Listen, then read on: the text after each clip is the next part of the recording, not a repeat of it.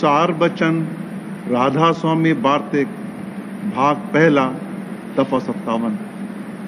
बड़ा अफसोस आता है कि आजकल बहुत से जीव ऐसे लोगों की बड़ी महिमा समझते हैं जो कि तप करते हैं, यानी पंच अगिन तपते हैं, या हाथ सुखाए फिरते हैं, या जल में खड़े रहते हैं, या मेघ और किलों पर बैठते हैं, या रात दिन मैदान में नंगे बैठे रहते हैं, या खड़े रहते हैं, या और किसी तरह अपनी देह को दुख देकर तमाशा दिखाते हैं, या अन्न की ग़िज़ा छोड़कर सिर्फ दूध पीते हैं, या रात भर या दिन भर पाठ करते रहते हैं, या गुफा में बैठकर सुमिरन और ध्यान करते हैं, या जंगल और पहाड़ में जाकर बसते हैं, या मौन धारण करते हैं और किसी से नहीं बोलते हैं, या और अनेक तरह के पाखंड दिखाते हैं। इन लोगों की ज़ाहिरी हालत बड़ी आश्चर्य रूप दिखाई देती है कि उससे देखने वाले के चित्त में उनकी बड़ी महिमा समाती है, पर जो उनसे चर्चा या वचन किए जावें तो हाल उनका मालूम पड़े कि किस मतलब से या कौन सी चाह लेकर या किस मज़े के वास्ते या किस वजह से ये काम उन्होंने इख्तियार किए हैं, तब असल हाल उनका दरियाफ्त हो जाएगा कि वह सच्चे परमार्थी हैं या कपटी हैं या पाखंडी।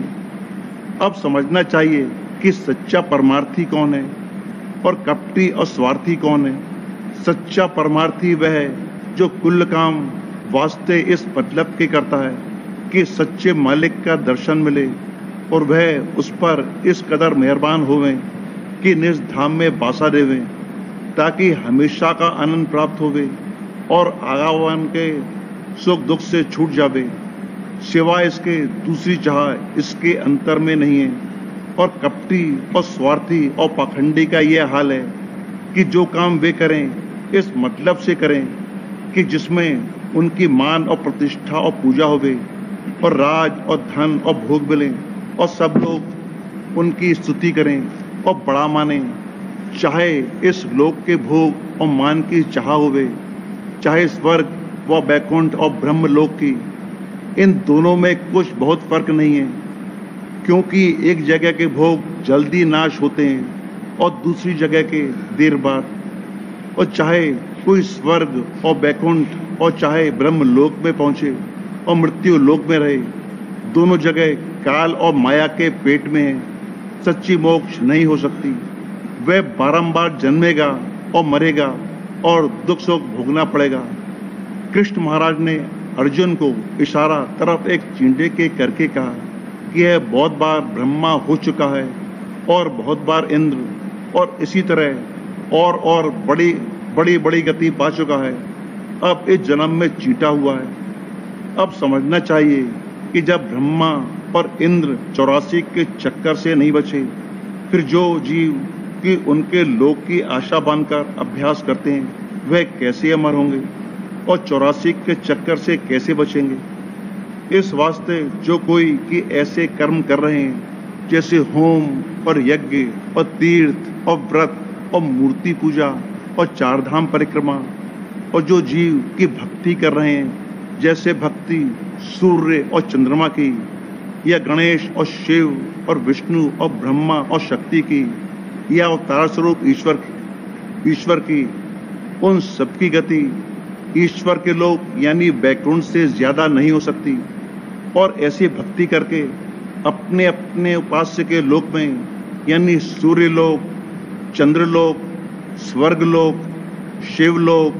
विष्णु लोक, शक्ति लोक, ब्रह्मलोक और बैकुंठ लोक वगैरह में पहुंचकर और वहां कुछ अरसे वास करके फिर मृत्यु लोक में जन्मेंगे और फिर 84 के चक्कर में आवेंगे। और जो कोई और छोटे देवताओं की भक्ति कर रहे हैं उनका तो कोई जिक्र ही नहीं है। वह तो इसी मृत्यु लोक में उसका फल पाकर यानी कुछ माया का सामान या सिद्धि और शक्ति हासिल करके फिर 84 के चक्कर में आवेंगे। दफा 58। ऐसे लोग जो कि ब्रह्म ज्ञानी अपने को कहते हैं आजकल बहुत हैं और अपने को सबसे उत्तम जानते हैं। ब्रह्म ज्ञान हकीकत में इन सब अभ्यासों से जिनका जिक्र पीछे हुआ बहुत बड़ा है, पर जो सच्चा होवे और जो पोथियां पढ़कर ज्ञान हुआ उसका नाम विद्या ज्ञान है। उससे मोक्ष कभी हासिल नहीं होगी, क्योंकि ज्ञान के ग्रंथों में जगह जगह लिखा है कि तत्व ज्ञान मनोवासना नाश, यानी जब तक कि मन और वासना का नाश ना होगा तब तक तत्व यानी मालिक का ज्ञान हासिल ना होगा। और मन और वासना का नाश बिना योगाभ्यास के मुमकिन नहीं है। फिर जब तक कि योग की साधना नहीं करे तो वह ज्ञान वाचक है। इस कदर तो हर एक शख्स जिसको विद्या हासिल हुई कह सकता है और समझ सकता है। फिर इसमें क्या बड़ाई हुई और मन और इंद्रियों का क्या दमन हुआ। आजकल जो अपने ताई ब्रह्मज्ञानी कहते हैं, जो उनसे पूछा जावे कि कहो क्या साधना करके तुमने ज्ञान पाया, तो नाराज हो जाते हैं। बाजे कहते हैं कि पिछले जन्म में कराए। जो यह बात सही होती तो उनको साधना की जुक्ति की खबर होती, यानी यह जरूर होनी चाहिए थी, क्योंकि ब्रह्मज्ञानी और ब्रह्म में कोई भेद नहीं है। यह कहा है कि ब्रह्मवेद ब्रह्मैव भवति, और दूसरा इज़ा तमुल फकर पहुवल्लाह। फिर सूफी या ज्ञानी को सब हालतों की खबर होनी चाहिए, और इन ब्रह्म ज्ञानियों का यह हाल है कि इनको अपने मन और इंद्रियों की भी खबर नहीं कि वे क्या क्या काम उनसे करा रही हैं। ऐसी सूरत में अपने को ज्ञानी कहना और ब्रह्म मानना यह उनकी बड़ी भूल मालूम होती है, और इसका फल वही है जो कर्मियों को मिलेगा, यानी 84 का चक्कर भोगना पड़ेगा।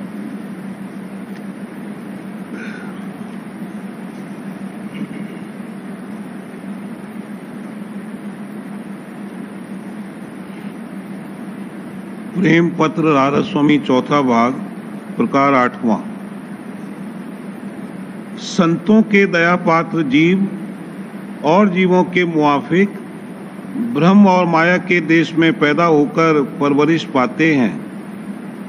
और जब संत प्रकट होते हैं तब मौज से उन जीवों को अपने सन्मुख खींचकर वचन सुनाते और निज घर का भेद और रास्ता और चलने की जुगत समझाकर मुनासिब करनी कराकर उनको निज धाम में पहुंचाते हैं। जो जीव के संत शरण में आए हैं या संतों से मिले हैं, या जिनको संत चरण में थोड़ा बहुत भाव और प्यार आया है, या जिनके मन में दुनिया का हाल देखकर कुल मालिक और उसके निज धाम का खोज पैदा हुआ है और उसके प्राप्ति के जतन की तलाश है, या जिन्होंने सूरज शब्द मार्ग की करनी थोड़ी बहुत संत सदगुरु या सद्गुरु से उपदेश लेकर शुरू कर दी है, यह सब जीव दया पात्र समझे जाते हैं। और जो कि निज धाम में उलटकर जाने का जतन और अभ्यास सिर्फ नरदेही में बन सकता है, इस वास्ते इन जीवों को संत अपनी दया से इस दुनिया में भेजकर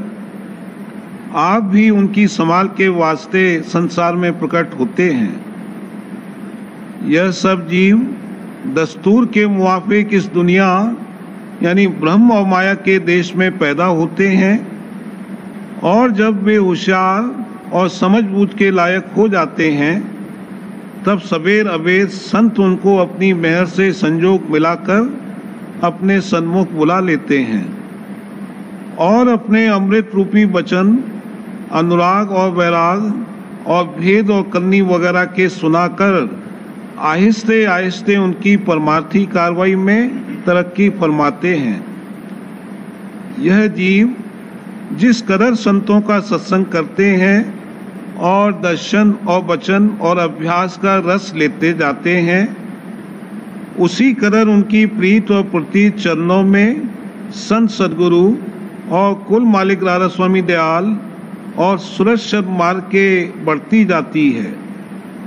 और दुनिया और उसके सामान और भोग विलास से उनकी तबीयत किसी कदर हटती जाती है। संसारी लोग जिनकी विशेष प्रीत दुनिया और उसके व्यवहार वगैरह में है, और स्त्री पुत्र और धन माल में जिनका बंधन जबर है, और जो कि इस दुनिया और उसके सामान की तरक्की और मान बढ़ाई वगैरह की चाह उठाकर रात दिन मेहनत करते हैं, संतों के दया पात्र यानी सत्संगी जीवों की चाल ढाल देखकर अचरज करते हैं और घबराते हैं कि किस तरह उनके मन में संसार का सामान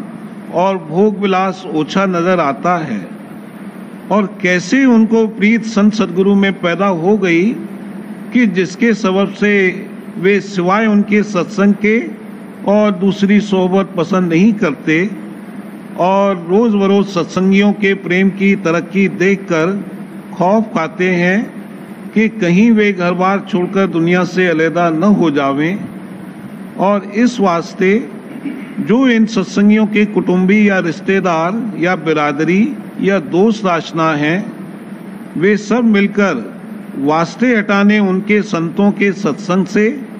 अपनी ताकत के मुआफिक कोशिश करते हैं और उनको धमकाकर और तरह तरह के डर दिखाकर सत्संग से हटाना चाहते हैं। और जब संसारी लोग देखते हैं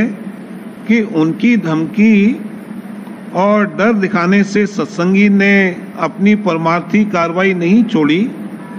तब वे अपनी ओछी और मलिन समझ के मुआफिक तरह तरह की झूठी बातें बनाकर संत सदगुरु और उनके प्रेमी जन और सत्संग की बुराई भलाई यानी निंदा स्तुति करते हैं, जिससे उनका रिश्तेदार या कुटुंबी या बिरादरी वाला अपनी बदनामी का खौफ करके सत्संग से बैठ रहे या अपना अभ्यास छोड़ दे। लेकिन जो कि संतों के कृपा पात्र जीवों पर खास दया उनकी और कुल मालिक राधा स्वामी दयाल की है, इस सबब से संसारी जीवों की निंदा स्तुति और धमकी सड़की को मूर्खता